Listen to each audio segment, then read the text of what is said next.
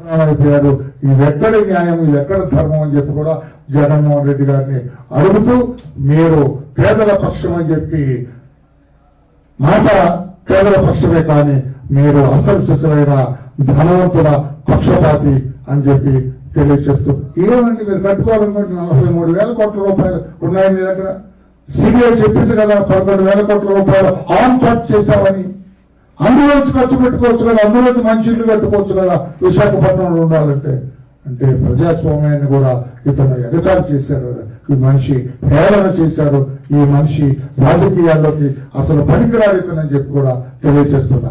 రాజ్యాంగాన్ని గౌరవించిన వ్యక్తి, ప్రజాస్వామ్యాన్ని గౌరవించిన వ్యక్తి రాజకీయాల్లో కూడా అనర్హుడు అని చెప్పి కూడా నేను తెలియజేస్తున్నా. Thank you everybody.